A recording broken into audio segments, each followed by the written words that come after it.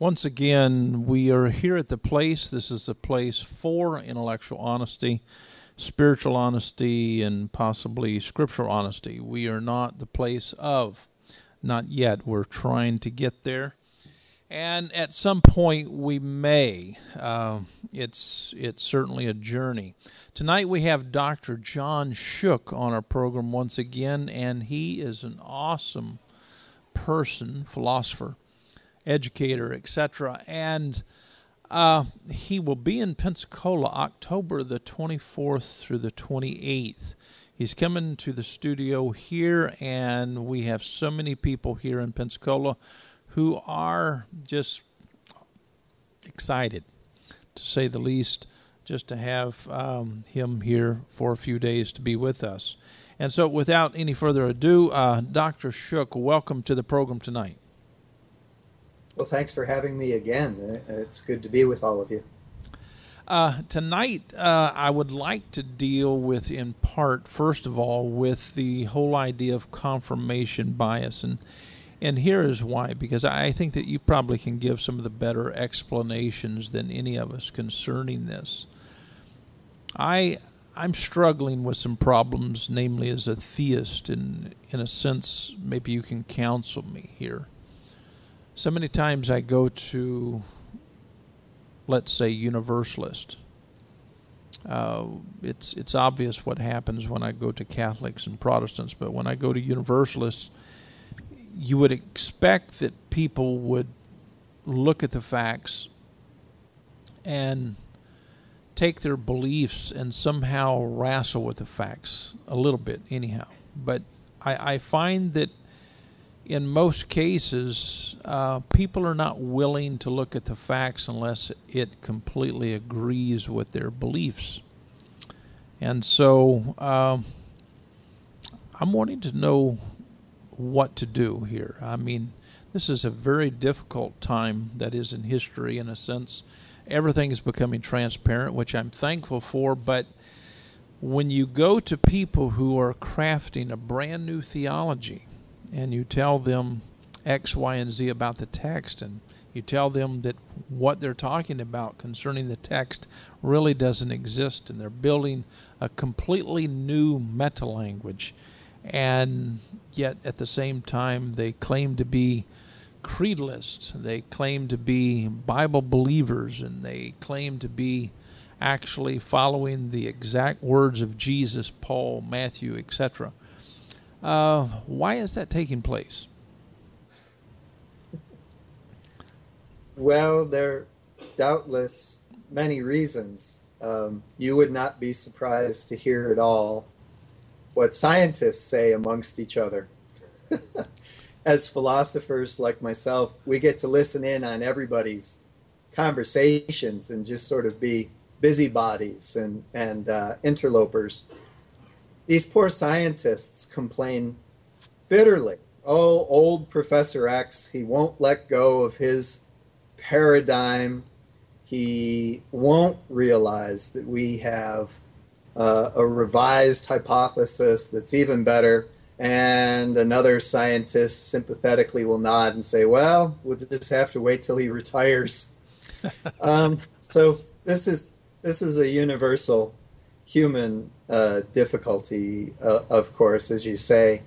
Confirmation bias is studied now by all sorts of different researchers because they're all looking at the same very human brain, and we all suffer from the same sorts of biases to different extents or another. I may be weak in one area, you in another, but we're all prone to these sorts of things, and no one is exempt. It seems like most people today who are trying to move forward a bit, most people are saying things like, my opinions are the result of years of rational and objective analysis. And I really don't find that to be true. I find that some of it might be, but I find that a lot of it is very biased in the context in which we're speaking tonight.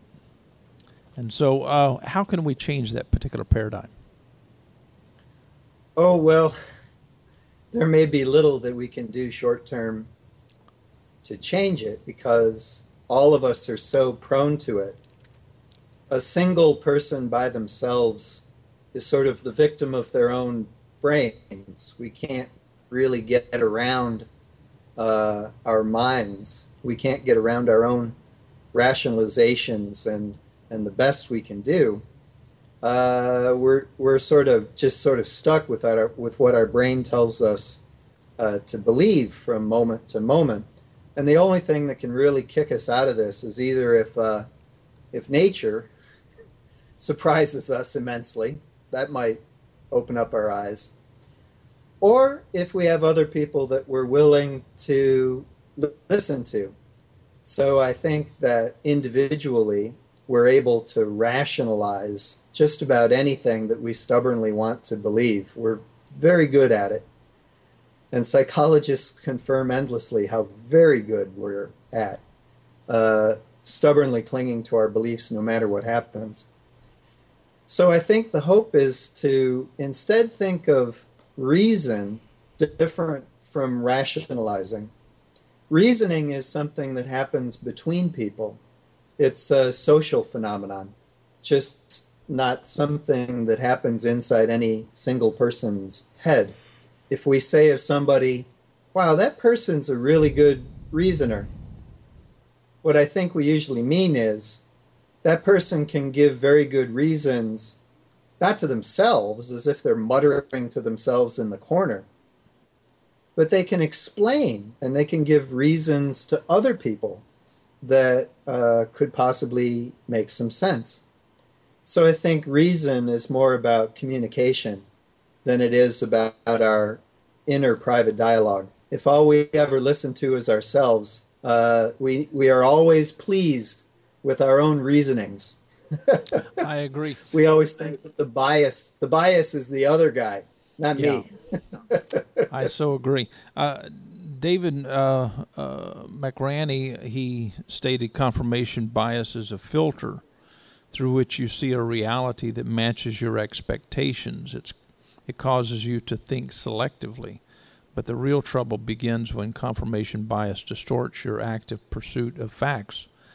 And that seems to be so true in so many cases. I had a physicist contact me the other day, and he said, Dr. Jones, I'm really upset. And this individual is actually a theist.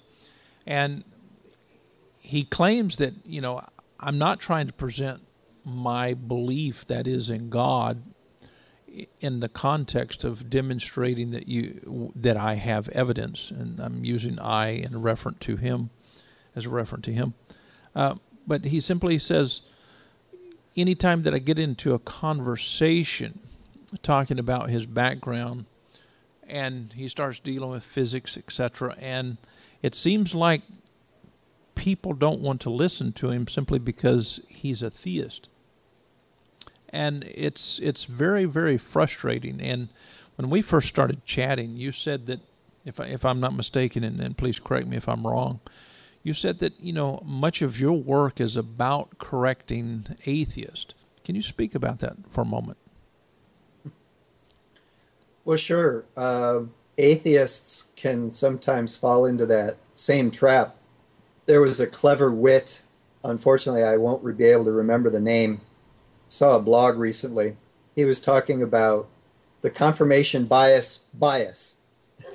And what he meant was, we say, oh, that other person, they won't listen to me. They must be suffering from a confirmation bias. Well, isn't that convenient, right? It's only the other guy who doesn't immediately agree with me that must be biased against me.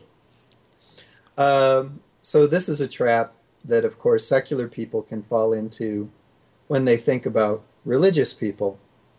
Not being able to understand why a religious person is religious. And there are many reasons, almost as many reasons as there are religious people, of course.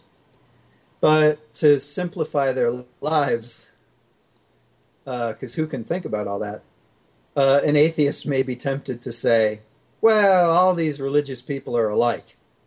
If they're religious, then they just must be biased against the facts.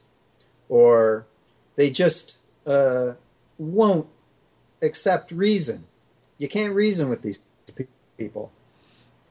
And so now you've conveniently stereotyped somebody with different beliefs from you.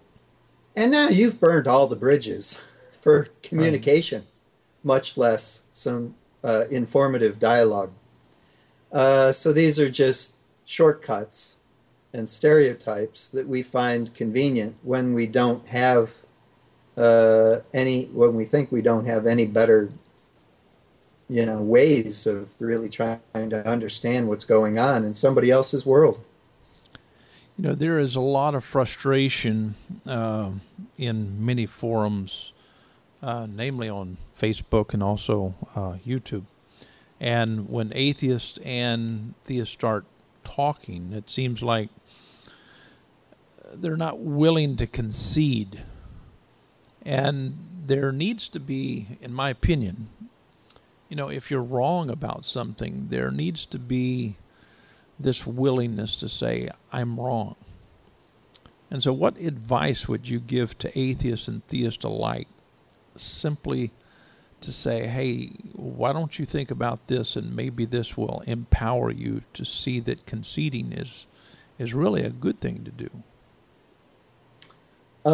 It can be a very good thing to do, but of course each of us, we're fighting our own brains. Or to put it a better way, if you take the cognitive biases seriously, as psychologists and sociologists are warning us more and more now, we're all in the same deep, dark well, not because of other people, but because our first obstacle is our own brain. Our own brain is the number one expert at reassuring us that what we already think is true is surely true and won't ever have to change. We have to somehow get past our own filters, our own interpretations, our own blinders, and admit that there is a possibility that we might be wrong ourselves.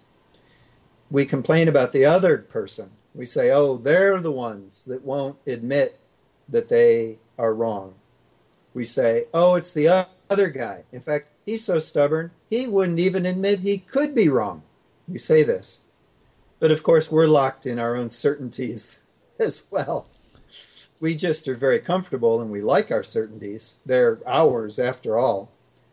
But I think each person has to first be willing to ask themselves honestly, am I really prepared to hear something different? I mean, there's no point in asking another person what they think unless you're going to take it seriously and admit that there might be some truth from some perspective in it that might make you revise how you see the world.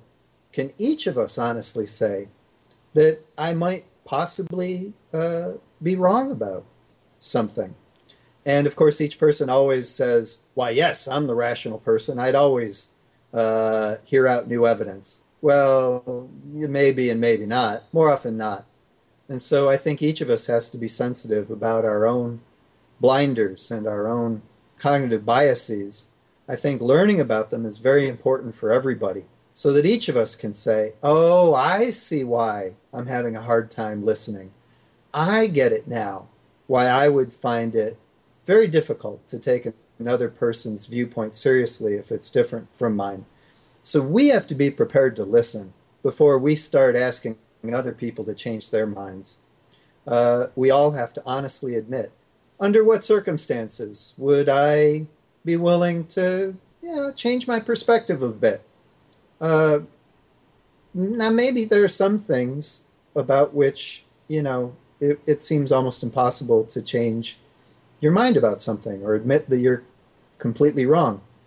And I think religious people, no less than secular people, have to honestly ask themselves, look, is there any circumstance under which I would change my view about God or about the experiences that I've been having or about other religions or about, might I be wrong about things that I really place a great deal of hope and value in, such as the afterlife or God's interventions in the world or miracles or scripture? Is there anything that would make me change my mind? And if you're honest, if a religious person is honest and they say, Well, no, actually, there's nothing that would make me change my mind. At least that's a moment of honesty. They might, you might prevent a lot of useless conversations if you just put a sign on your forehead saying, this mind is closed on these subjects. You'd waste a lot of other people's times. And other people would waste less time with you, I think, if we all put our cards on the table and said, these things are non-negotiable. I couldn't, under any circumstance, imagine how I could be completely wrong about this, that, or the other thing. And I think we could get into this. I think there's a big difference between religion and science because I think religion is the sort of social institution that encourages people to seek out certainties, assurances, guarantees that once they grasp onto, they don't ever have to change. Whereas science tends not to say that these are the priorities. Instead, science, if done well, instructs that all the answers so far are provisional, good possibilities, maybe high probabilities, but nevertheless could have to be changed in the future. And there's some ways to change ideas. Science has far more ways of changing beliefs than religions tend to. But these are group phenomenon. It's not really the responsibility or fault of any lone person. In many ways, I said earlier, it's social. It's who you hang out with. It's the sort of techniques that you learn for being able to deal with uncertainties and probabilities. But I think we all have to be honest about what we really need to hold on to. Are you finding that progressive theists are in the same boat with most people in religion? That is, they have fixed beliefs that won't move. I find that more progressives are more than willing to move. In fact, I don't find them, this is simply my opinion, I don't find them to be so stuck. In fact, I find them actually placing much value on the whole idea of science. In fact, linguistic science becomes very much a part of their lives in quote-unquote theism. And so they're looking for more of a rational approach towards that particular discipline. What are your thoughts? Well, again, the word rational is the operative word here. It can mean something very, very broad, or it could mean something very narrow. In the case of thinkers who are looking to incorporate as much knowledge as possible from other people and from other walks of life and maybe even other cultures, other institutions, maybe they're very concerned to make sure that they're up to date on what science says, for example. That's a particular kind of reasoning. It's a sort of big picture reasoning, looking to try to have big answers that take into account everything that is becoming known by more people than just who you happen to go to church with. There's another kind of reasoning that we're perfectly capable of undertaking. I call it rationalizing. It's what happens if you just let a single brain do what it's perfectly willing and able to do, namely, just reassure you that whatever you already think is true will always be true. And if you're convinced it'll always be true, then you won't ever think that it's worth your time to even listen to things that other people are saying or things that other cultures or other social institutions may be saying. If you're just interested in rationalizing, you never have to say you're wrong. But if you're interested in big picture reasoning, that is to take into account all the reasons that people have found for their knowledge about the world, then as you say, you're going to have to be a much more progressive thinker in the sense of you're going to have to be interested in your knowledge growing and changing and encompassing more and more of what other people are finding out. And these two different kinds of reasoning, our brains are capable of doing them, but we all can get into sort of a conflict. And it's hard to know how to get out of that conflict. I have sympathy for people who sort of get stuck in one worldview, find it very comforting, find it very reassuring. They cling to it most strongly, precisely because it promises them that it never has to change.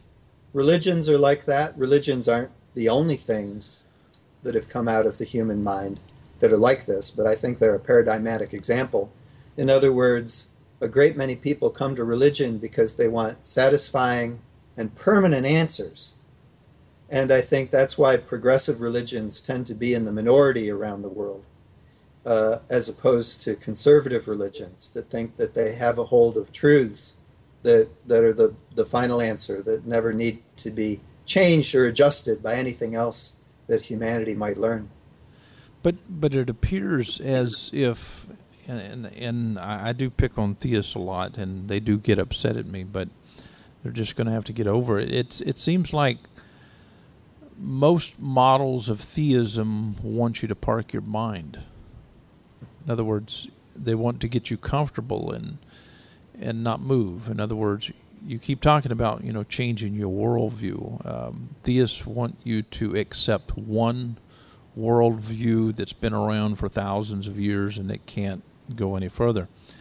However, I think that's a very failed mindset. That's my opinion. But I also think that the church systems that we have today and the church systems that we've had throughout history have been very, very harmful for people. What are your thoughts on that? Well, I think you're exactly right. I think if you understand reasoning as both individual rationalizing sometimes, or social communication and social consulting and reasoning on the other hand, which we can also do, but it depends on the crowd you hang out with. Well, let's explore confirmation bias a little bit more deeply. I think there are three levels that are being studied by psychologists and other behavioral and brain scientists. It gets lumped together and called confirmation bias, but I think we should distinguish three levels, and I think it'll help us understand what's going on in the minds of not just religious people, but any of our neighbors that just seem obstinate about their beliefs about whatever it may be. The first thing to realize is that, of course, we have big brains because we're constantly seeking patterns, we're constantly seeking explanations, we're constantly seeking connections between things that are pretty tight. If A happens, then B has to happen. And we're good at all three of these kinds and many more besides. Pattern seeking, explanation seeking, and reason seeking. And we have to do these things. We see more patterns than are really there, and that's just going to have to be okay because we're pretty clever. We're going to have to seek explanations for things, get behind the surface, get at underlying causes. We're very good at imagining what's going on behind the scenes in order to explain what we can see. We certainly wouldn't want to turn that off about our brain, even though it gets a bit hyperactive and excited from time to time. It's a question of moderation. We wouldn't want to turn it off. And of course, trying to see connections between things, we wouldn't want to turn that off. So the question isn't, can we get rid of all of our cognitive firepower? We can't do that. So then the question is, how do we keep it in check? How do we keep it in control? And in a way, the brain has already answered that too for our big-brained primate brains that we have. Because, as you said earlier, our brains are able to filter. And boy, do we have to filter.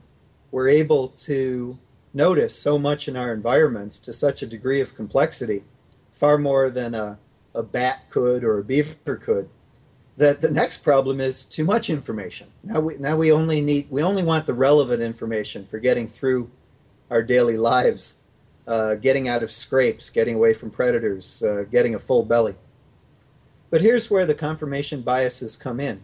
It's inevitable. We have to suffer from these things because we all have to filter out what is irrelevant, and we have to emphasize and highlight what seems to be most relevant.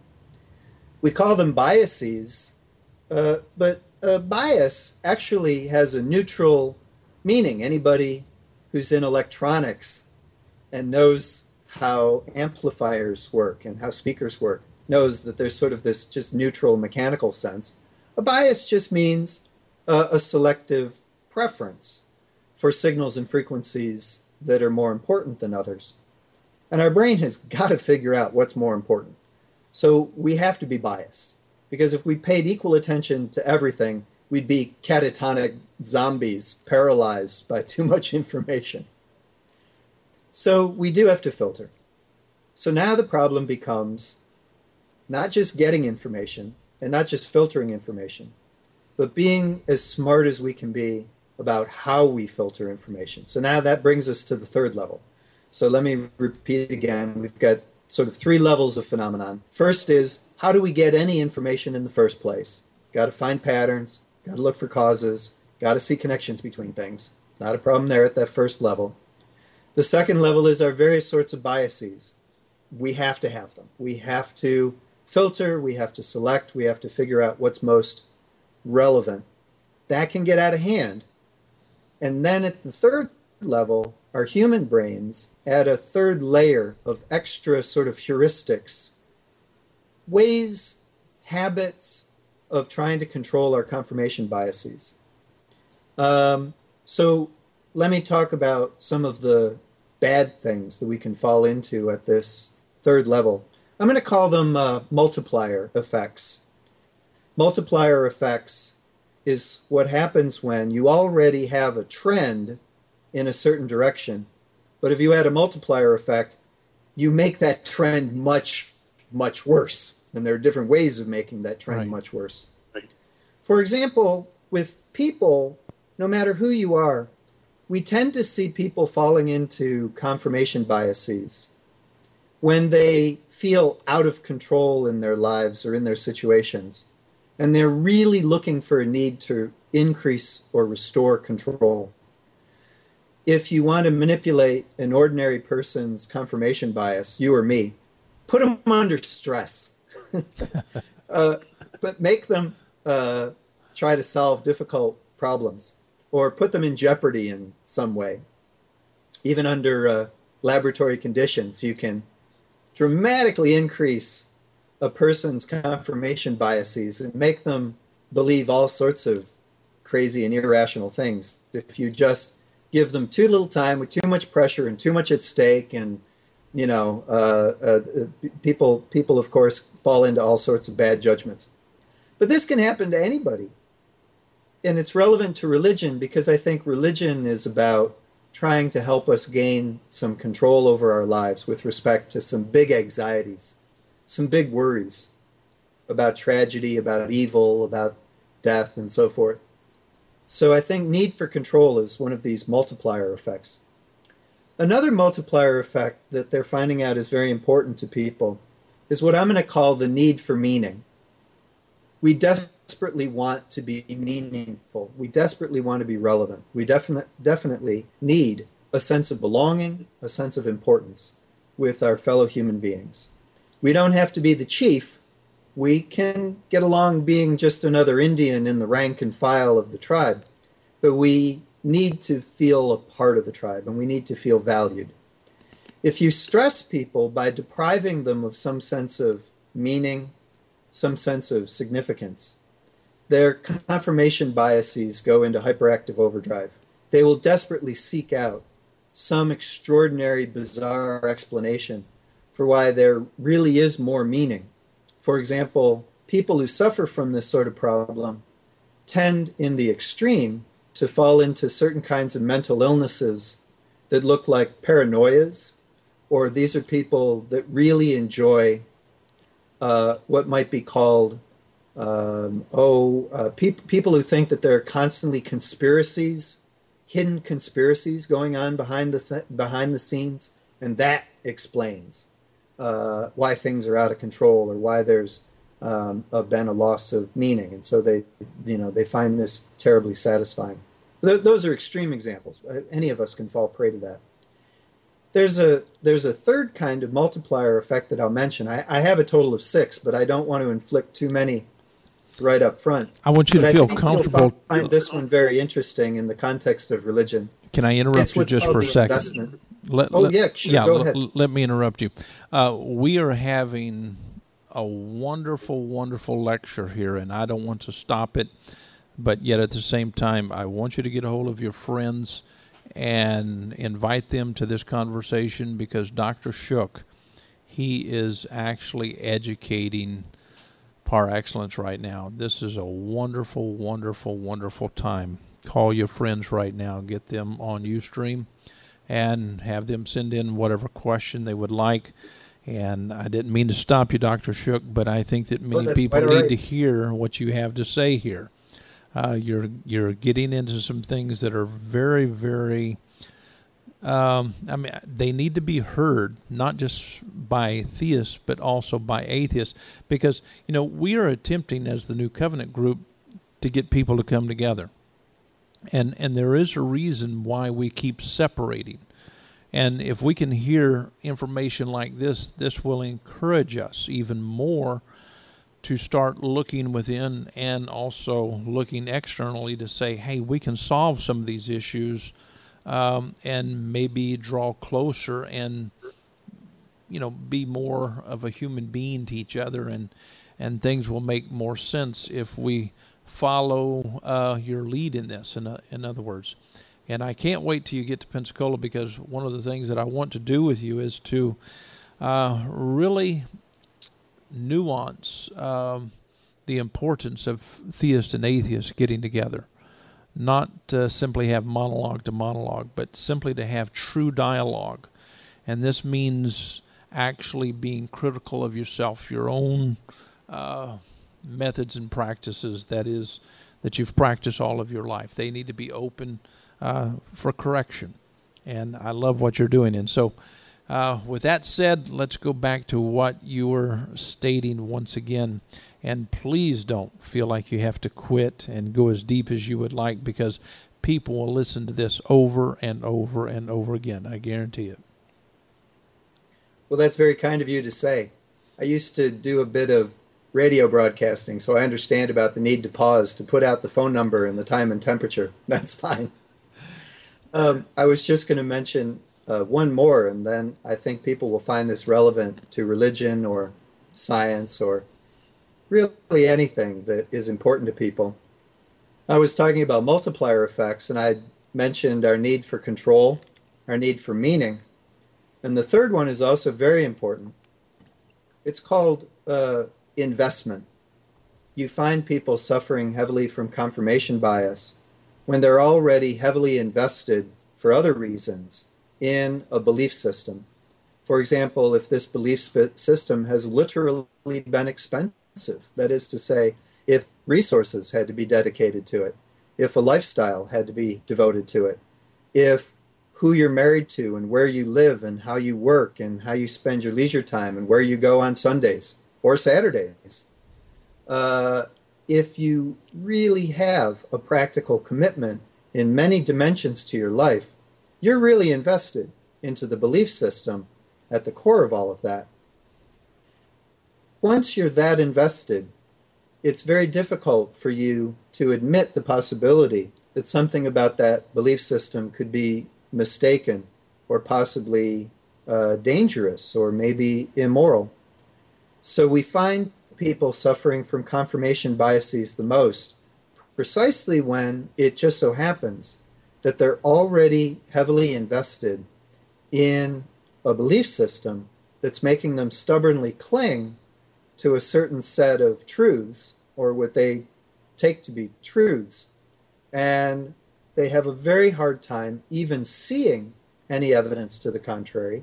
If you confront them with evidence that would appear to suggest that a revision is in order, they strongly resist it. They cleverly come up with ways of dismissing or disparaging the evidence so that they can continue to rationalize their investment.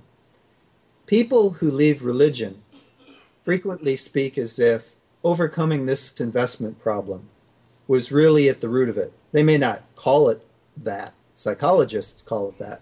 They may put it in terms of, well, it was very difficult to lose some friends. Or the church played a huge part in my life, and now it feels like there's a big gaping hole there, and I don't know how to fill that. So this investment is a big multiplier problem when it comes to confirmation biases. You talk about the confirmation bias. You're talking about the investment portion, and coming out from an atheist point of view, I can certainly see it. You look at the religion, people have grown up with it. They know they're going to disappoint family and friends and so forth. They're married to someone, as you said, because of their belief, and giving that up is giving up a huge investment of their lives. But do you feel that a lot of people go from one investment to another? Because as an atheist, relatively new to it, look at the atheist community, and I see the same type of investment. People go to where they've thrown themselves 150% into the atheist community. All of a sudden, everything that they hear about atheism has to be right because that's their current mindset, and they've just thrown away one investment, for another. Well, that is a very penetrating and interesting question, maybe worthy of its own show. This phenomenon of the new atheism is letting all sorts of social and psychological researchers, they've got a whole new petri dish to study this phenomenon of where people are headed after they leave religion. And many of them do end up in what gets disparagingly called militant atheism. That's, of course, nonsense. The word militant should never be applied in that context. But certainly, people of very strong conviction leave religion, and it turns out that what they really like is very strong conviction.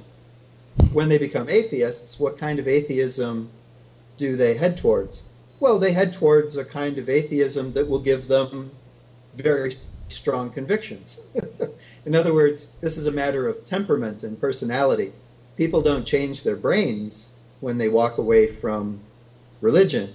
They may change their minds, but what they really want, what they really find satisfying and persuasive, that is going to determine where they end up, as well as why they left in the first place. And there is a lot of variety of cognitive styles, temperament, what people need out of belief systems. Some people walk away from religion, but they don't really need anything else to give them certainties. They don't feel out of control in their lives, and for some reason, due to their character or temperament, they just don't feel the need for any other story that's sort of going to provide some grand meaning to it all. They're content with not knowing, or they're content with just figuring death is it. How each person comes to these sorts of conclusions, again, this is a very personal matter. There's no one right recipe, of course. How could there be? But I do think that we can all try to understand ourselves better, to understand our own trajectories. Where did I come from? Why did I leave it? Why did I transition to something else? Why do I find something new satisfying? Or not? There are many people who leave religion and they continue to drift about. They don't call themselves atheists. Many of them don't even call themselves agnostic if they knew what the word meant. They're sometimes called seekers. They're sometimes called transients. They try out other religions. They visit other churches. They're still looking for something. And this, again, has entirely to do with the kind of people that they happen to be. Did you have another question? Not at the moment. I'm still. I'm still digesting Dr. Shook's answer. Yeah, I think it was this is really, really good. Well, by the way, you need to get on the phone, call your friends, get them involved in this show. Dr. Shook is giving some extremely healthy pointers. Michael. Well, I was just going to say, my way towards getting here was through conspiracy forums, as odd as that might sound. So I've actually seen a lot of what he's talking about in terms of the different forms of cognitive bias. And also with personalities, I went from conspiracy forums to more skeptical and scientific forums. And what I found is you have the same types of people on these forums who argue a lot of the same ways. Now, for me, that tends to make me a little bit more hesitant and try to be a little bit more careful when I analyze information. But I've noticed a lot of people, you do get these same types of personality on both sides of the divide, acting very much the same way. and with the same biases. I quite agree. I'm not surprised you've had that experience. I don't have any familiarity with it, but I do have familiarity with the skeptic crowd. And over in the skeptic crowd, people sometimes speak as if there were really two sort of subcamps within the skeptic crowd. There are sort of your ordinary run-of-the-mill skeptics that are interested in applying science and good reasoning to figure out, you know, what's really going on behind these tales of the paranormal or visitations by UFOs. They enjoy debunking, but what they're really interested in is finding out what really must be going on behind the scenes, because somebody saw something. You know, that usually people aren't completely making it up. Extraordinary things happen to people, and usually you can find a natural explanation. So it's a bit like being Sherlock Holmes, and that's very enjoyable. But there's also this phenomenon of sort of the argumentative hyper-skeptic. The hyper-skeptic is just out to cast cold water on anything and everything. It's almost as if the particular topic doesn't matter. If the topic is climate science, the hyper-skeptic all of a sudden finds conspiracies everywhere and can't believe any of the scientific evidence and makes all sorts of accusations about the unreliability of the scientific community. And the other skeptics who appreciate science are like, whoa, where's that coming from? This is a very big temperamental difference. This is a different kind of reasoning. So I think you're right. I think in the end it comes down to, what are you really looking for? Are you looking to, find other people who happen to think the same way that you do, so that you can end up being surrounded by people who will confirm what you already want to believe? Well, if that's what you want, you're going to be able to find it. And boy, in this age of the internet, you can find it very, very easily. Yeah, I've always seen the internet as kind of a two-edged sword in that respect. It's given me the opportunity to experience more people and have conversations that I normally wouldn't be able to. But at the same time, I've seen where people are able to isolate themselves in terms of conversation. They will still interact with hundreds of people, but they limit the conversation to only being what they want to talk about and only their views on that topic. And it's an interesting thing that's changed here. See, this is the thing that's happening in the universal camp that's disturbing me, because I've been a theist all my life, and most of it has been extremely unfortunate, to say the least. I've had to change, not just a little bit, but I changed, I did, 180. But my point is, I thought that, and I was wrong about this, I thought that the Universalist movement would embrace something that would be more fact-bearing, more willing to say, let's have a conversation, let's look at the evidence, and let's not go past the evidence, let's admit when we are pretending. But I'm finding that Universalists are simply getting together, putting more groups together, and they are doing the same thing that the church world has done for years. The same thing that Catholicism has done, the same thing that Protestantism has done. And they're forming groups and saying these are the limits to where we will go with our theology, and here's the starting mark and the end mark.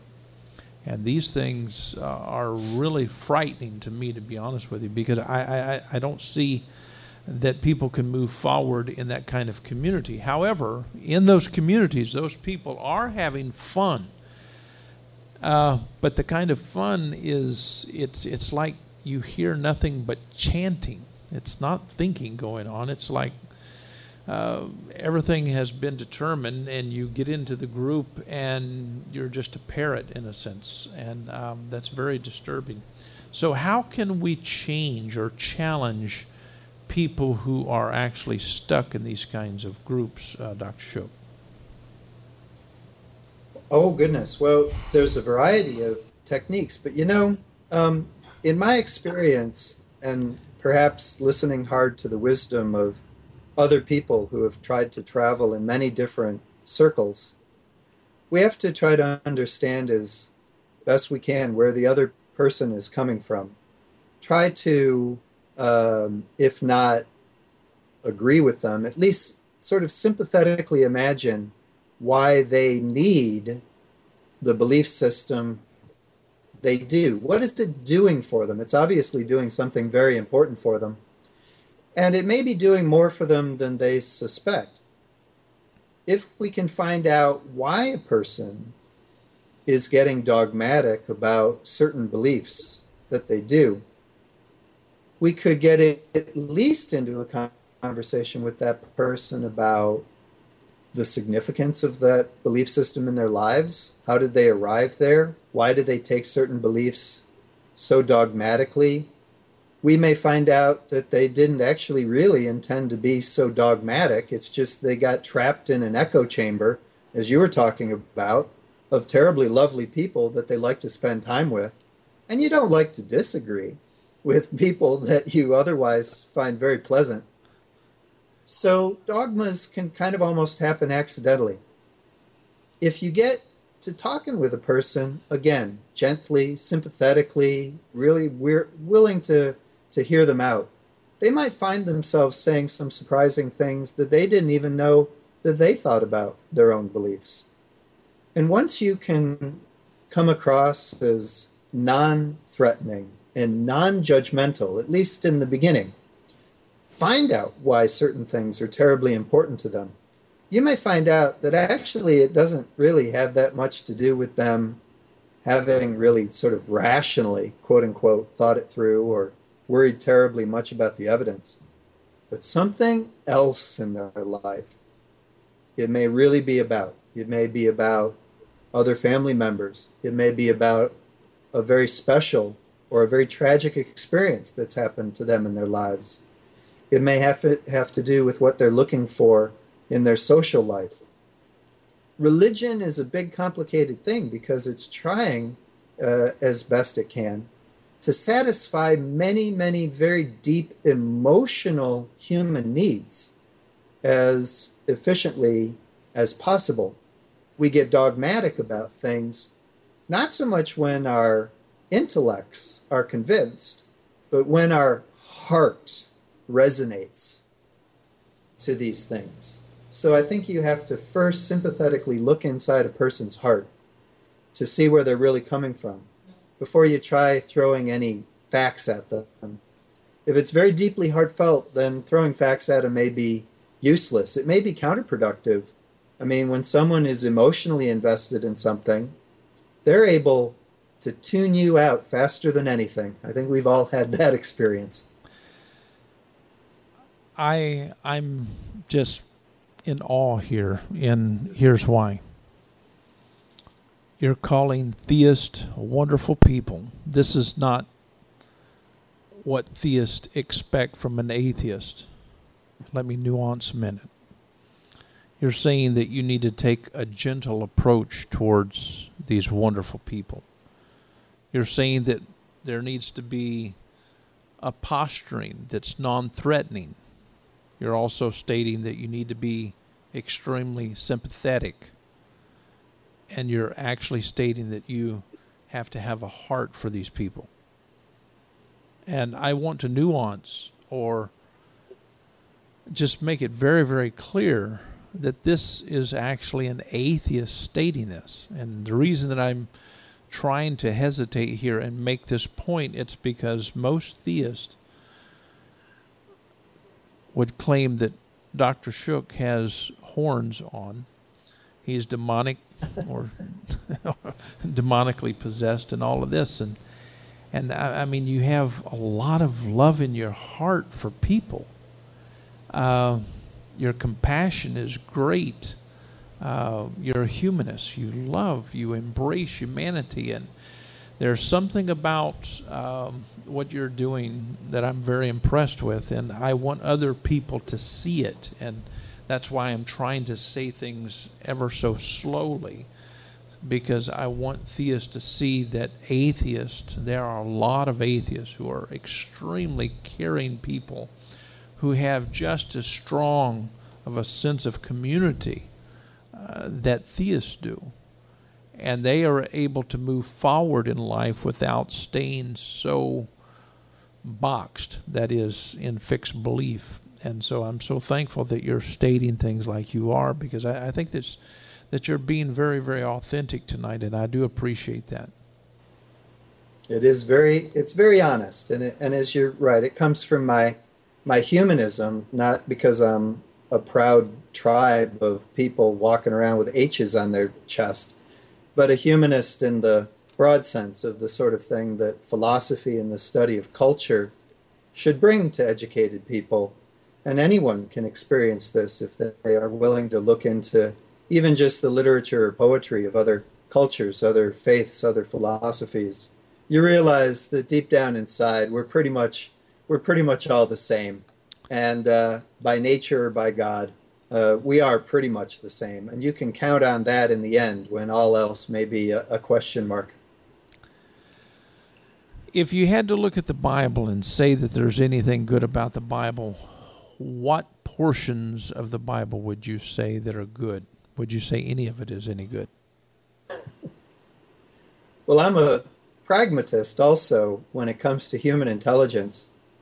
So if you're going to look at an oral narrative, which is what the Old Testament was for a very long time before it was written down, or if you look at narratives that get written down, they're usually written down for a purpose. They're preserved for a purpose. They have a function. They're doing work.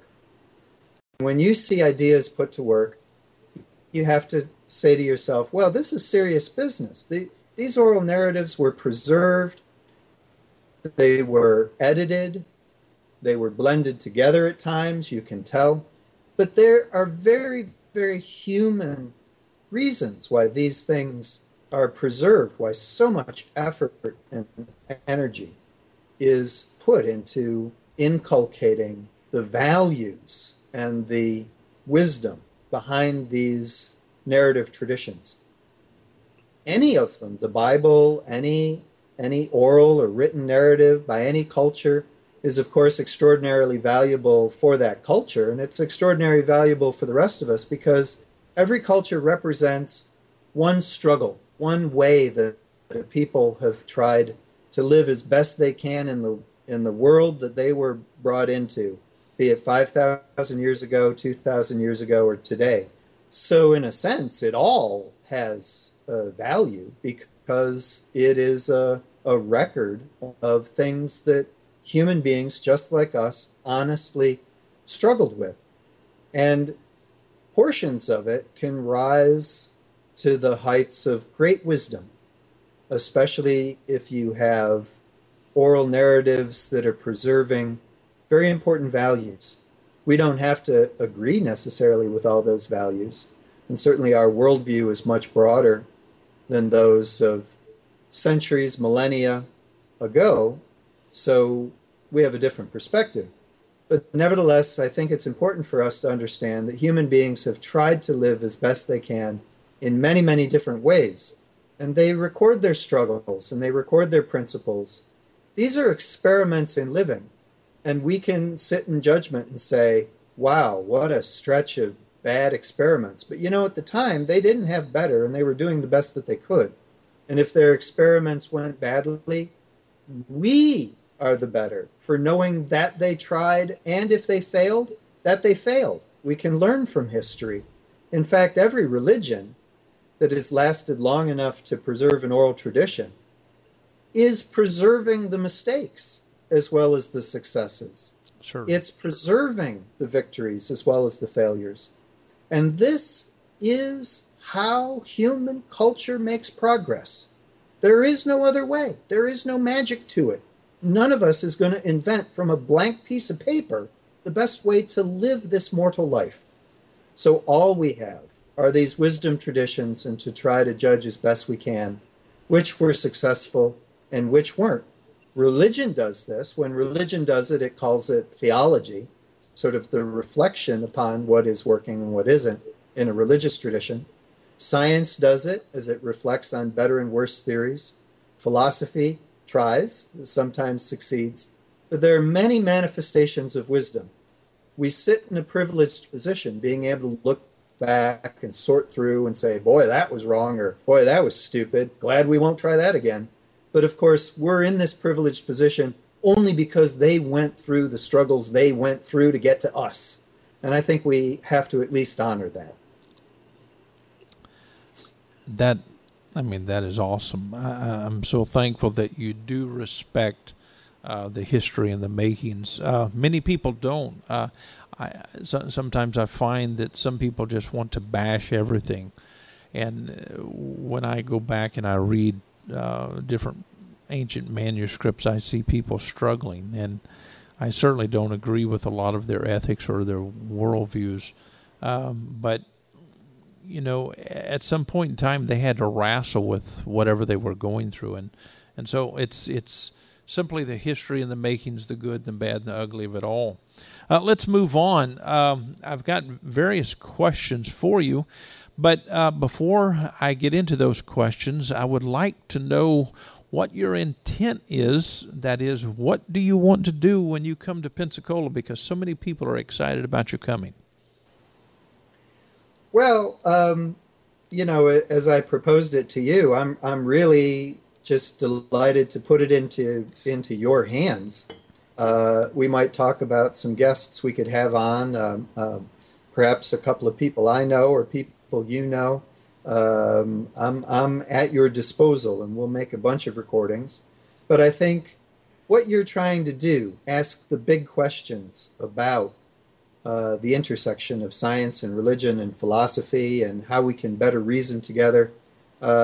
Many, many topics that are literally exploding on our own headlines of our newspapers. These things are more than just academic discussions. How could they be only academic? We all will confront them in our lives. So I think we're going to have a really tremendous time discussing the prominent things that are on the minds of religious and non-religious people today. How can we communicate better? How can we reason better together?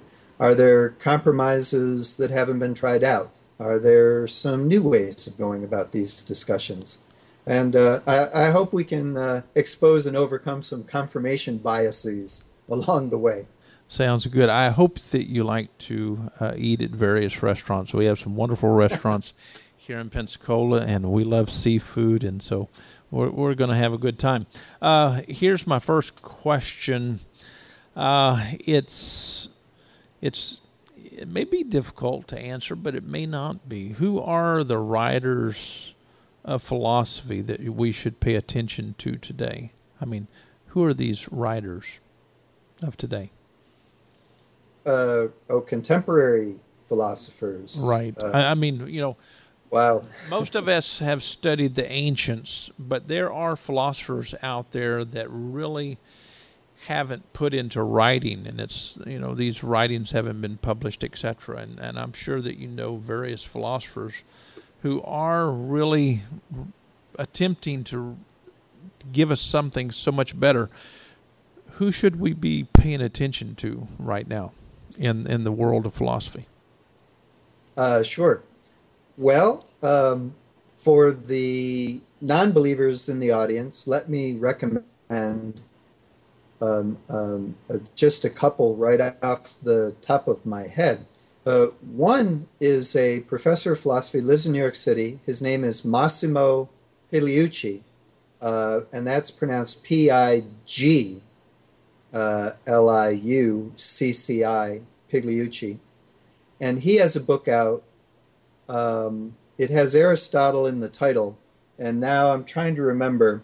And I think it's Answers for Aristotle. You were going to say, weren't you? Answers for Aristotle. And that is just one in a series of delightfully readable books that he has published in the last 15 years or so. Some of them have to do with trying to understand evolution. Some of them have to do with trying to apply science in a skeptical way. Some of them have to do with just general wisdom, as this last book does. So I recommend him very highly. He's a big star in our atheist community. We pay close attention. And in fact, perhaps we could coax him onto the show at some point. He does a podcast as well called, I believe it's called Rationally Speaking. Oh, I hope I didn't mess that up. Do you know of a philosopher who is attempting to write the kind of philosophy that would give us world peace? World peace? Well, I'll suggest... that's a big agenda there. One. World peace, goodness gracious. I think all philosophers are writing towards that goal. Well, just from their perspective.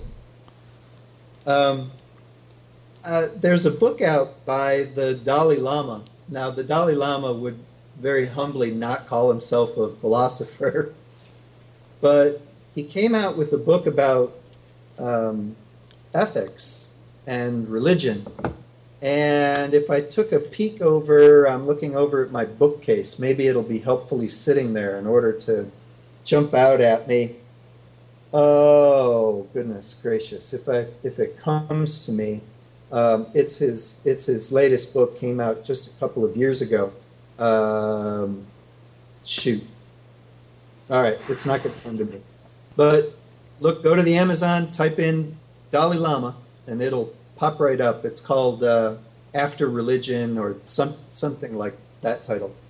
And he basically says we have to get past religion in order to give humanity a chance at arriving at a consensus on our top value priorities. And those top value priorities had they'd better prioritize peace between humanity and peace with this world that we inhabit. In other words, environmental priorities. It's a fascinating book by a much respected world leader who's willing to humbly point at religion and not excluding his own version of Buddhism. He says we're just as culpable of perpetuating some dogmas. So I've found, in fact, the last 4 books that have come out by the hand of the Dalai Lama over the last 10 years, absolutely fascinating. He's clearly in dialogue with scientists. He's clearly in dialogue with other religious figures of other religions. And he's really trying to open up new ways of thinking about the common problems that humanity has. Michael, did you have a question? Well, I was going to say, I did find the title of the book was Beyond Religion, Ethics for a Whole World. Also, I was going to say with Buddhism, you mentioned it, one thing I remember hearing, I think it was from the Dalai Lama, was saying that it doesn't matter for them if the Buddha existed. The teachings are still sound.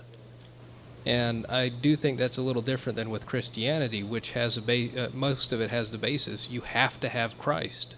If you do not have Christ, the rest of it kind of falls down.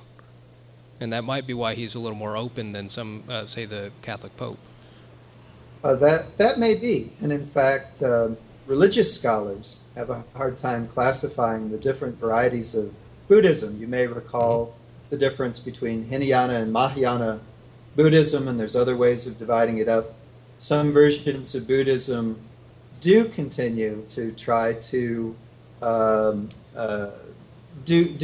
continue to perpetuate a sort of theology, a sort of reverence towards the Buddha, a sort of sense of, the Buddha being a divine being. But other forms of Buddhism, including the Dalai Lama's Tibetan Buddhism, have dropped a lot of these metaphysical and theological ideas and really just focus on the eightfold path, you might recall, of course, the nonviolence, particularly, and the generosity of spirit and the compassion and the self-control and, of course, the central importance of meditation and so on. And so these principles transcend the boundaries of any particular religion. They're things valuable in that wisdom tradition that are wise for all of humanity. What are your thoughts about the fundamentalists? And I'm not talking about just in theism, but I'm also talking about in atheism. What are your thoughts there? Well, actually, that leads me to thinking that you've very cleverly provided a segue. I promised earlier the audience might be thinking, John promised 6 multiplier effects.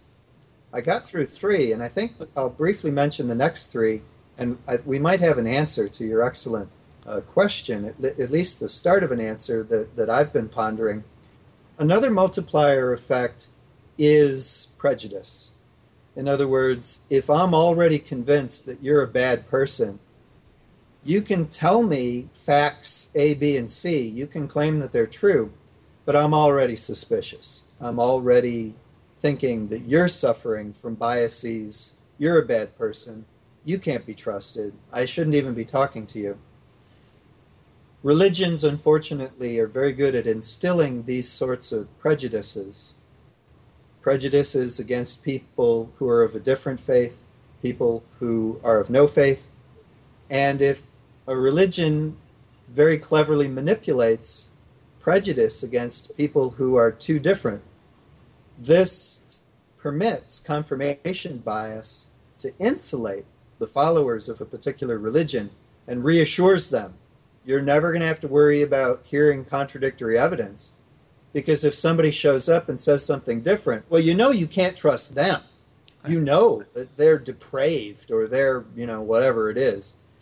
And you've bought into it because you've already bought into the prejudice. And that's terribly unfortunate. Another thing that can magnify a person's confirmation bias is, interestingly enough, one's own intelligence. Follow me here.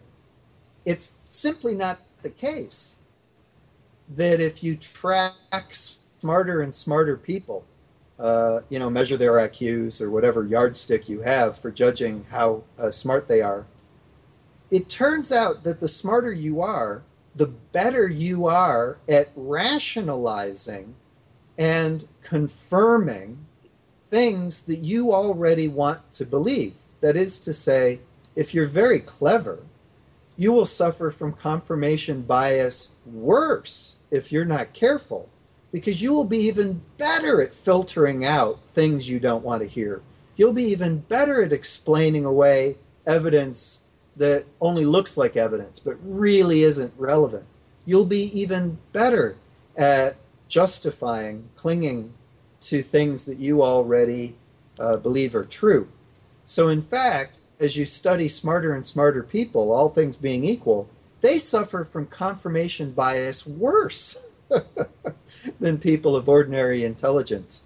So you have to worry about just raw cleverness. It can dig your hole deeper. And of course, when religions invent theologies, these are smart people doing smart things, but they amplify each other's rationalizations and very cleverly come up with grand sacred theologies that, boy, they look so impressively technical and complicated and have every answer to every possible problem. Well, of course, what they're doing is they're just magnifying their own confirmation biases in the first place. And the third multiplier effect goes back to what I was talking earlier about how important it is the people you hang out with and the people that you listen to the most, a sort of institutional multiplier effect. If you're committed to a particular social institution, if you consider yourself belonging to this denomination or that denomination, it can happen outside of religion as well. For example, if you consider yourself this nationality or this ethnic group, you fall prey to confirmation biases because you will trust information coming from people more like you, people who belong to the same social club you do, and you will distrust, not because you don't like other people, that's the prejudice, but just because they're different. You'll find a harder time listening to people who aren't part of your own institution. So institutions can magnify confirmation bias just because we're all prone to a sort of groupthink. We tend to find automatically intuitive things that other people are saying around us, and so we repeat them. But this just insulates us from new information. So there's 6 ones that I wanted to talk about tonight: the need for control, the need for meaning, the investment problem, the prejudice problem, and being too clever and being too deep in an institution. If you think about it, taken together, what is the one thing humans have ever invented that does the best job at multiplying all 6 effects, turning the dial up to 11? Oh, that would be religion. Right?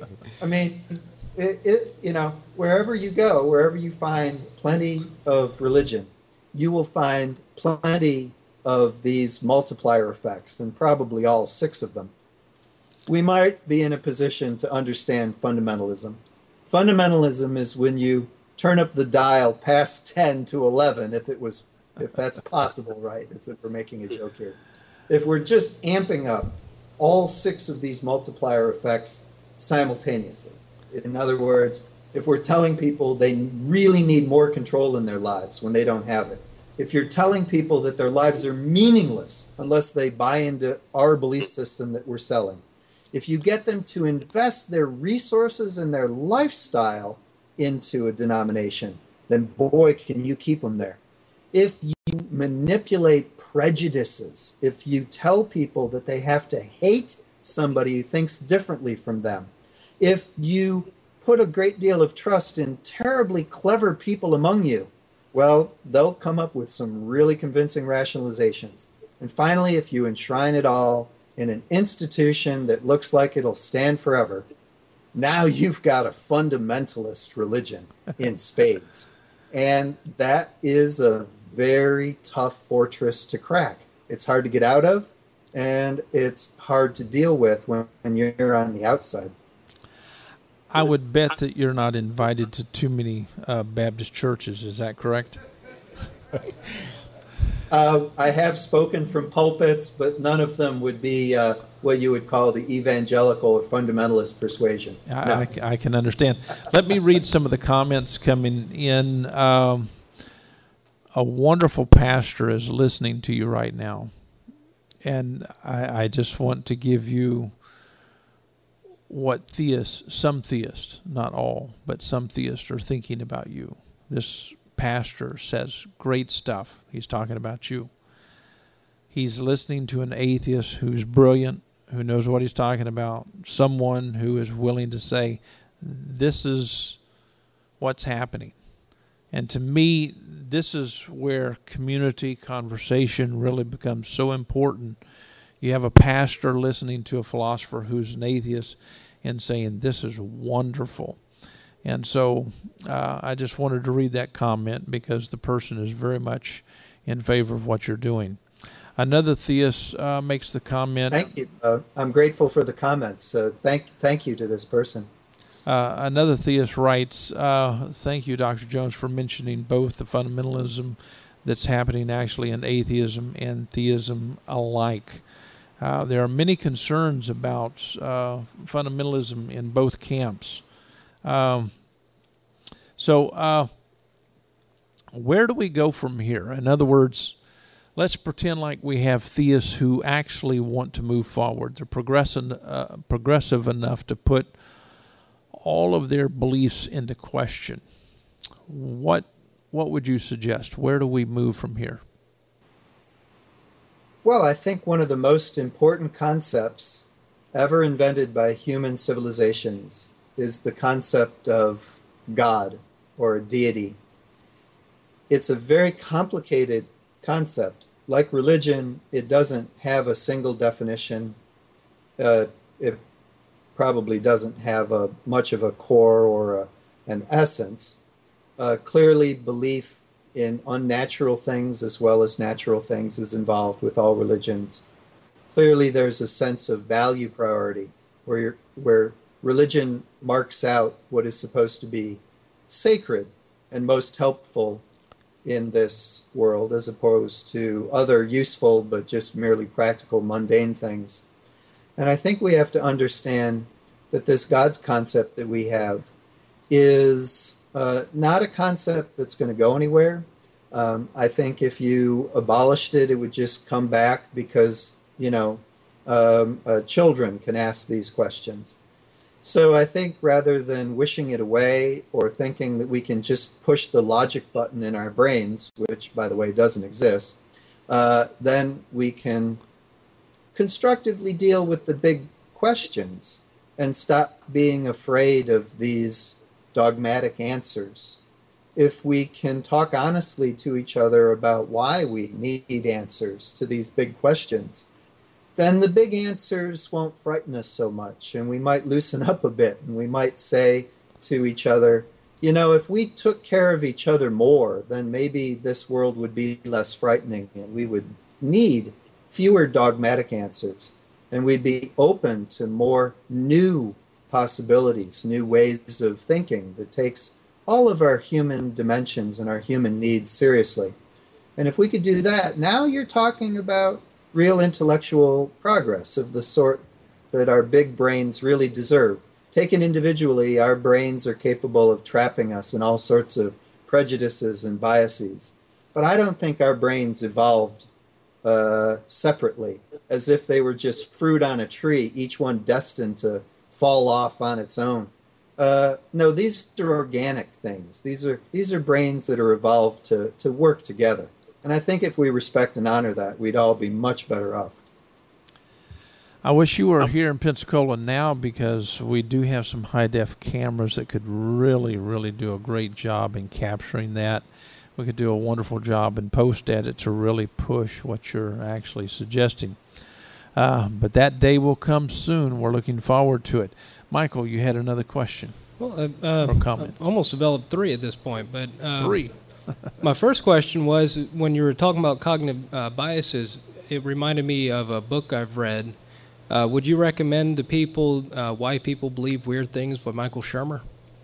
Oh, you know, if I got after Massimo, and then we got talking about religion again, but Michael Shermer was next on my list, as a matter of fact. That book, Why We Believe Strange Things, and he has several others in the same vein, talking about science, talking about why we believe the things that we do. His book on religion and superstition is very well done. I think the book that you mentioned might be in its second edition now. It's a very popular book. So yes, I absolutely recommend that highly. Okay. You know, I'm really concerned about religious education, because I think that confirmation bias is one of their biggest problems. And could you address some of that, please? Well, religious education now, for any sufficiently large religion or denomination that has a history, it's been around for a while. Of course, we're talking about theological religions. That is to say, very clever people who've been paid to come up with answers to all of the tough questions that may arise about the dogmas of the tradition. So religious education, instead of offering opportunities for learning, are more instead about closing off opportunities for learning anything new. It shouldn't be called religious education. It should be called religious indoctrination, which would be the technically correct term. That is to say, inculcating acceptance of doctrine.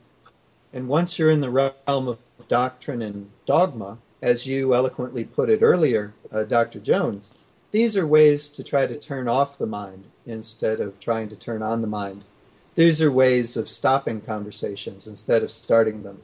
These are ways of preventing communication instead of opening up communication.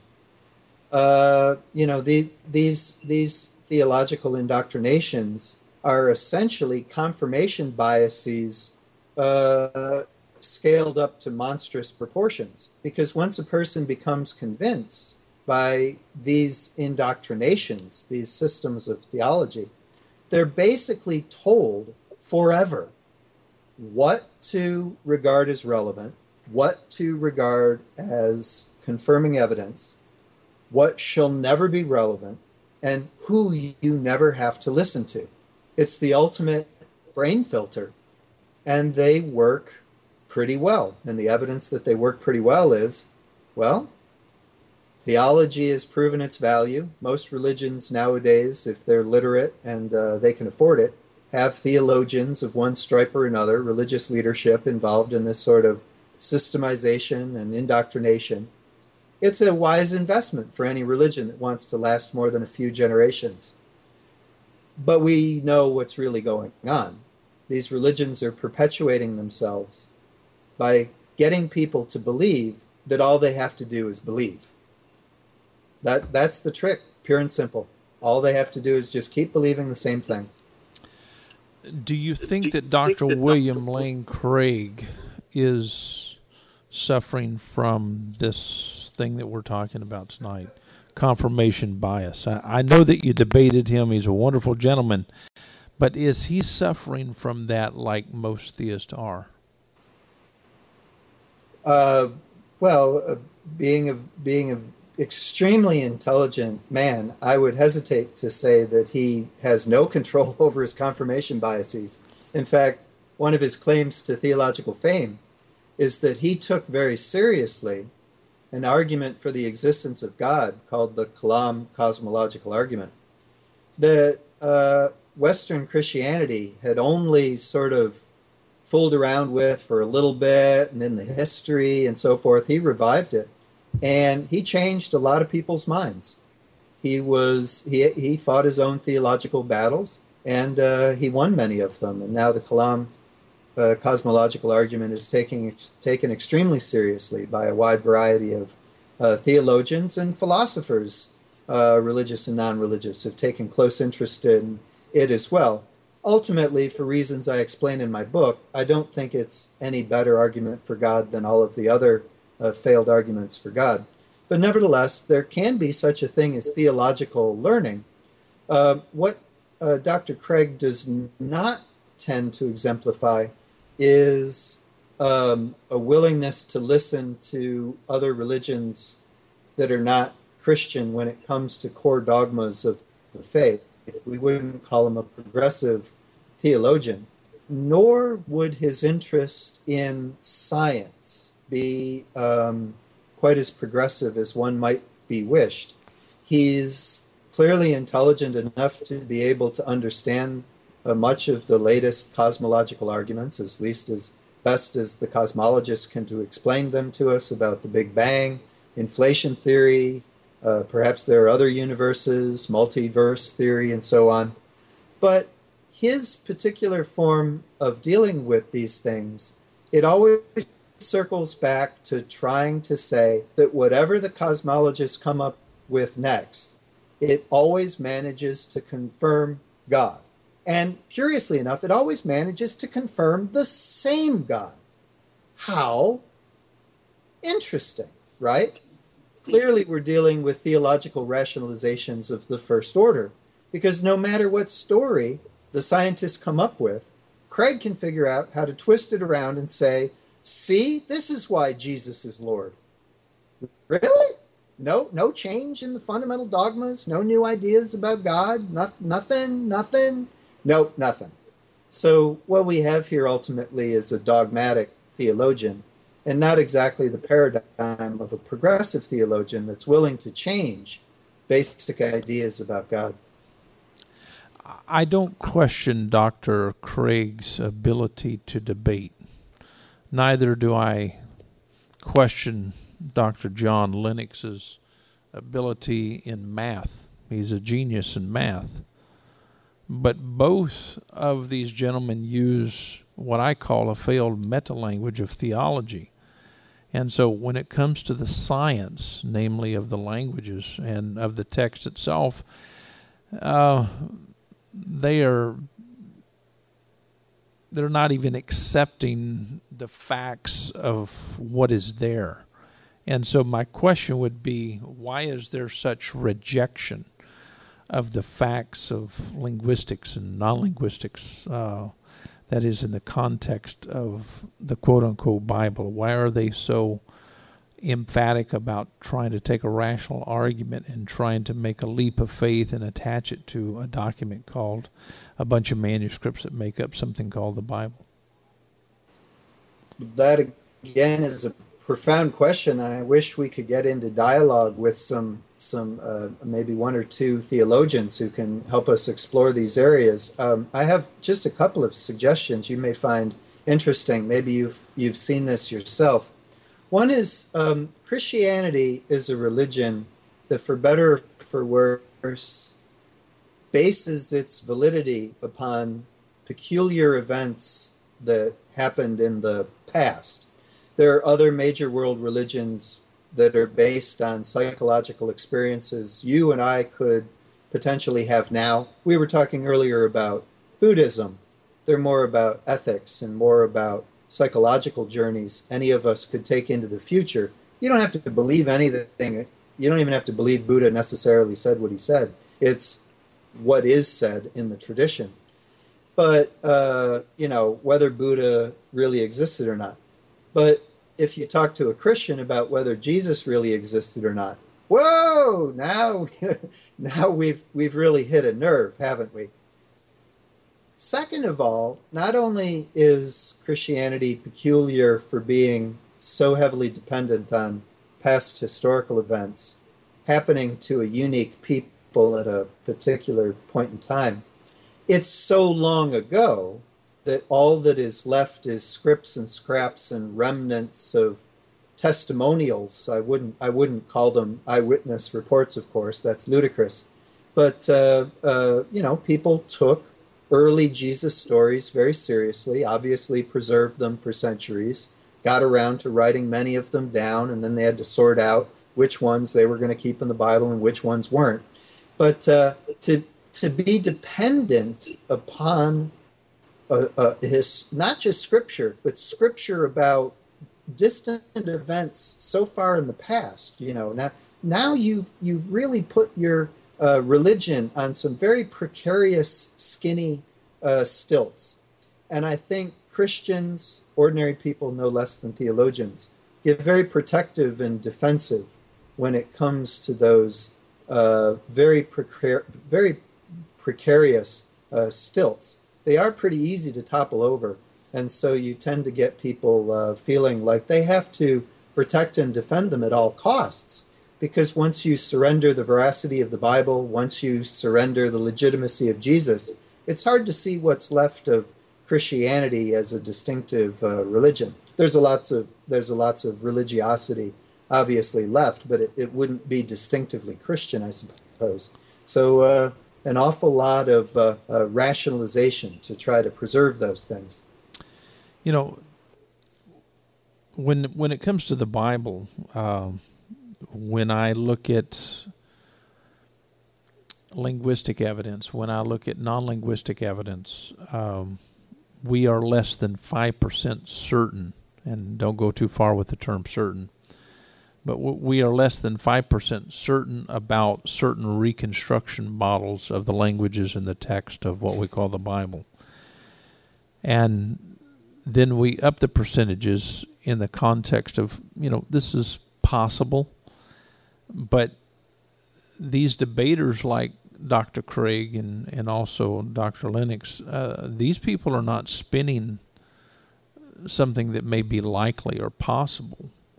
They are spinning things of certitude, and my question is why? Well, we may be back to a matter of personal temperament and who you hang out with.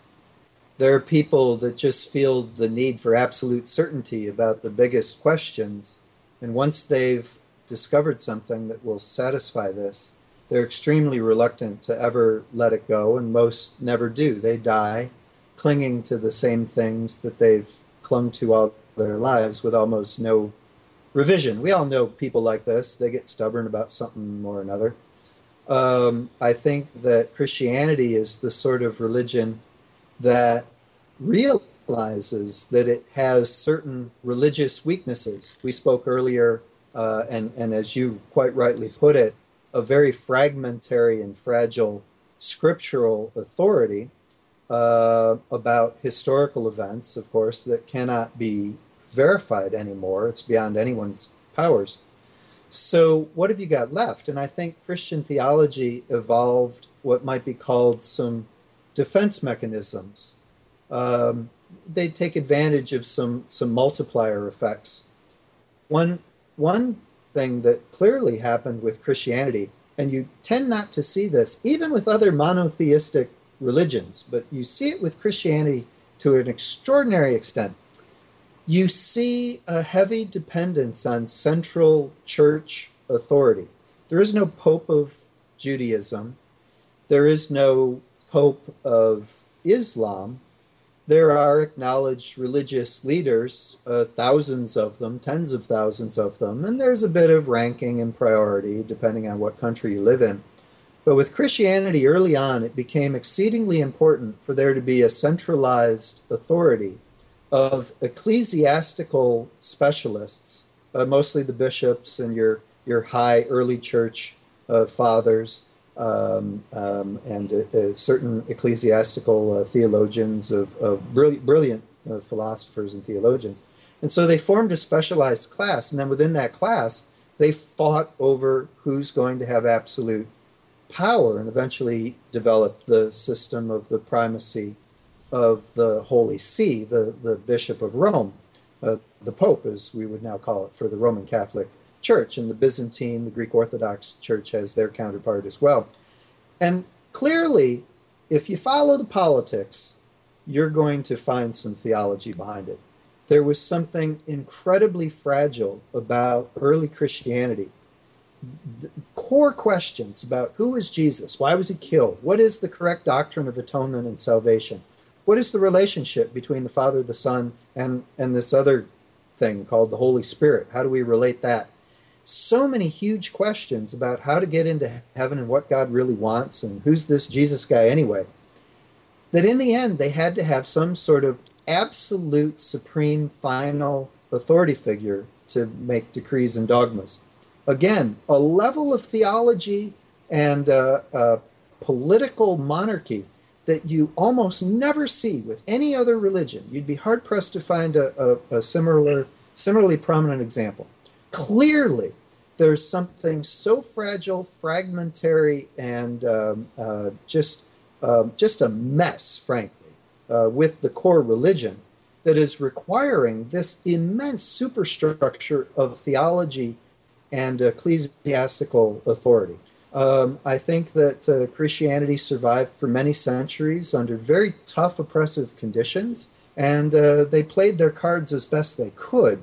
But now the typical Christian is simultaneously told to put absolute faith in a Bible that they're not told how it got assembled by authority figures that they're not supposed to question, and they're supposed to stay ignorant about their own church history of how they literally voted every step of the way.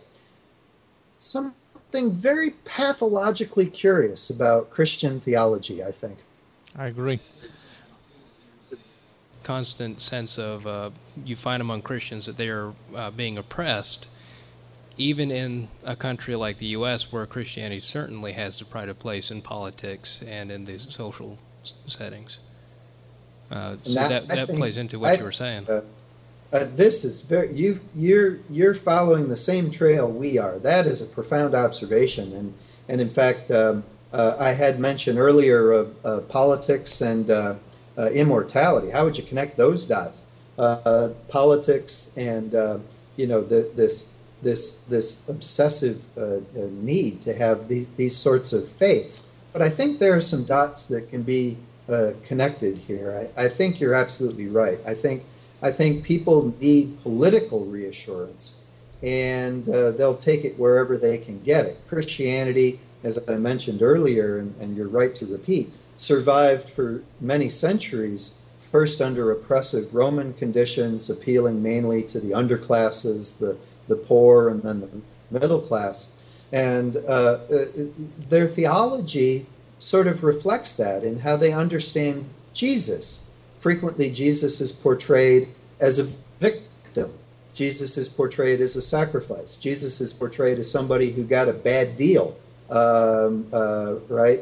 Can you imagine the conversation between Jesus and Christ? Wait a minute, I get to go down for 3 years, walk around, hang out with illiterate people, and end up on a cross, crucified by my enemies, I get to I have to go to hell for 3 days, and only then back up. I mean, this sounds like a terrible deal for a son from a father. But there is this sort of victimization that can go along with some of the religious consciousness that, again, you find exaggerated in Christianity. And you don't see it in many other religions. You can see it in Judaism for obvious reasons. And in fact, Christianity may have picked that up from the Jewish experience earlier of persecution and loss of the homeland and so forth and so on. Very serious business. But when it gets reflected in a theology, we have to think about where the history of this is coming from. Where's this? What's it really about? Exactly. I so agree with you. We do have another viewer comment. It said perhaps Professor Lennox and or Dr. Craig do not have time to look into linguistic evidence.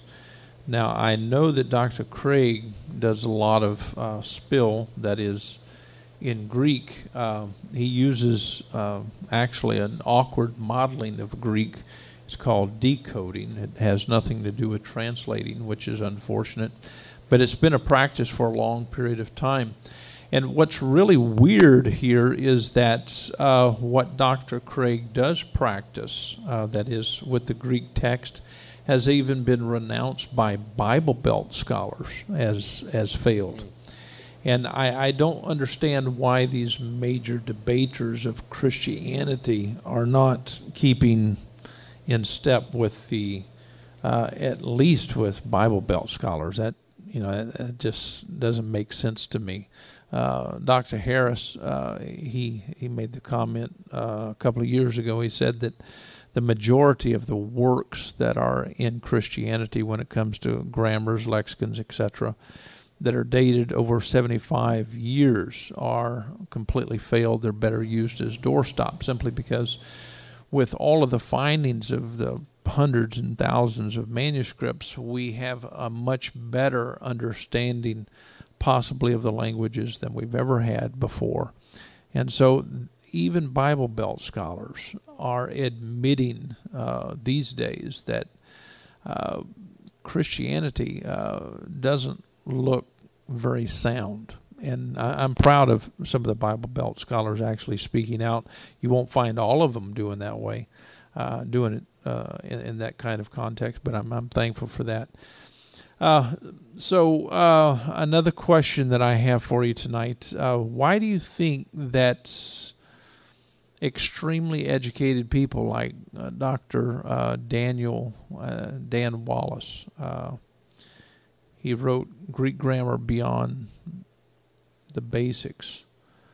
What motivates a guy like this who is really brilliant to invent his own terms? That is, when you look at all the different participles that he's talking about, those things never existed in the first century. He's simply writing a textbook for exegesis for the Protestant church. And my question is, why would an educated man like that do something like that and claim to be intellectually honest?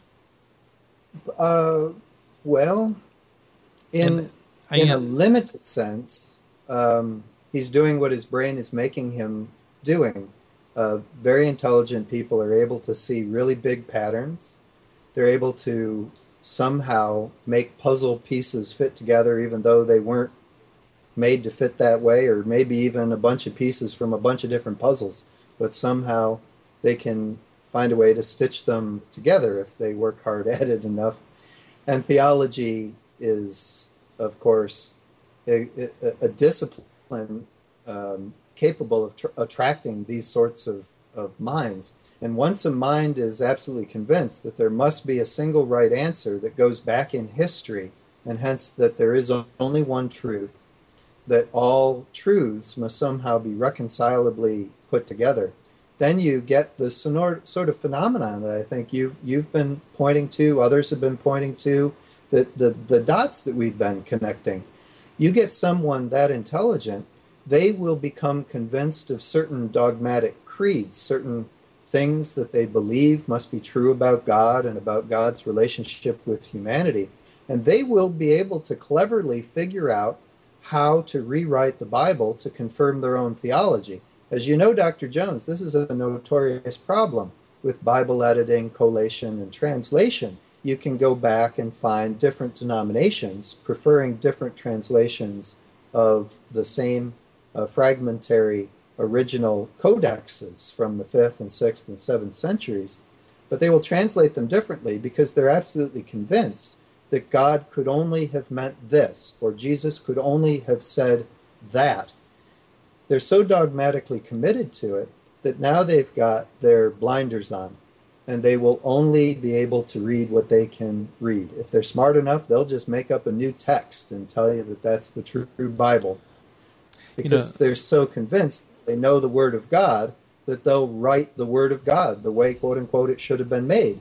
If you're additionally convinced that somehow the right explanation for why we only have incomplete and partial Bibles before the 5th and 6th centuries is because somehow it was human corruption that led to the errors and the faults, then their reasoning is very simple. If humans introduced errors into the Bible, and not expecting another Jesus anytime soon, only a human being can take the errors back out of the Bible. So they take an even freer hand at writing what they think that the original Word of God would have said if it weren't for all of the bad theology before them. These, of course, are just disputes between theologians. But when you get a religion so utterly dependent upon a single scripture that has to be the whole truth, you're going to get each theologian just writing down what they take to be the whole truth. And this causes all sorts of terrible prejudices and schisms within Christianity, as you know. First, the Greek Orthodox Church and the Coptic Church split away. They have their own versions of the Bible. Then the great, of course, Protestant split from the Catholics. And it's just the same echo chamber problem all over again. Once you're utterly convinced that only one dogmatic tradition has the whole truth, then you only listen to people of the same persuasion, and somehow you convince yourself that you somehow can keep that whole truth preserved against all enemies.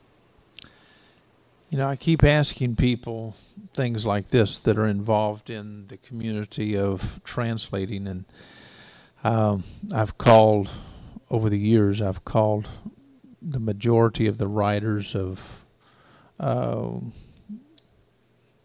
Greek rites, that is, Greek grammars in the name of the New Testament. Now, I've asked them questions like, why are you content with what has taken place historically? The church actually took and invented a gloss system and threw it at the Greek without even understanding the Greek. Number two, they developed semantic domain fields that are very spurious and were used for many years.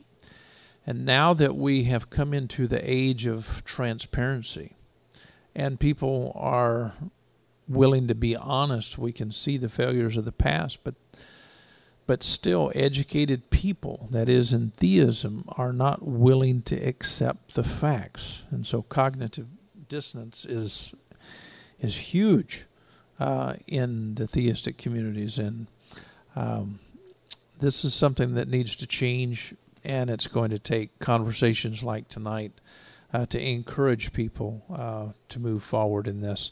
And so we're at the end of our program tonight, and I'm so thankful that you did come our way, and we're looking forward to having you here in Pensacola. We're going to have a lot of fun, eat a lot, and we're going to film a lot, have a lot of conversations, meet a lot of people, and so we're looking forward to you coming. What are your final thoughts? Oh, well, faith is a dangerous thing, and I think people use the word faith as if it had a core or essence. I'm really glad you picked the topic of confirmation bias. We all suffer from it, but I think we can fight it. Over in science, scientists can suffer from confirmation bias, but scientific method includes what might also be called disconfirmation bias. In other words, other scientists can make perfectly good reputations and careers out of proving the other guy's idea false. Boy, you hardly ever see that in theology, do you? So it depends on who you hang out with. Hang out with people that are interested in other explanations, who see things a little bit differently, or at least willing to listen to people who see a little bit differently.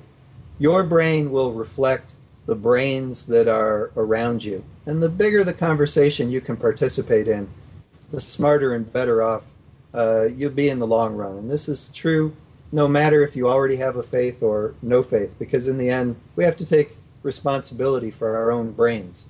So I think we really need to watch out for these confirmation biases, and especially these multiplier effects, because if we're not careful, we can easily fall prey to any of them. And we need each other's help to try to prevent them.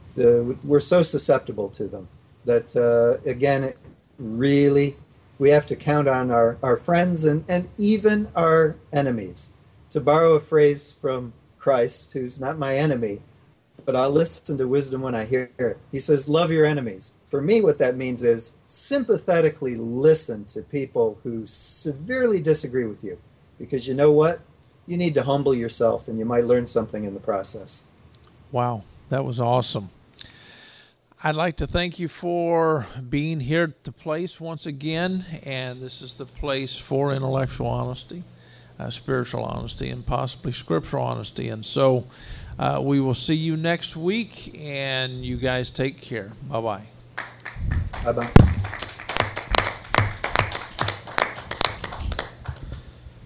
Ladies and gentlemen, thank you for joining us once again for another wonderful evening here at the place. Join us next week, this Wednesday, in fact, for the Unconventional Pastor and Dr. Jones to follow with a Cult of Honesty.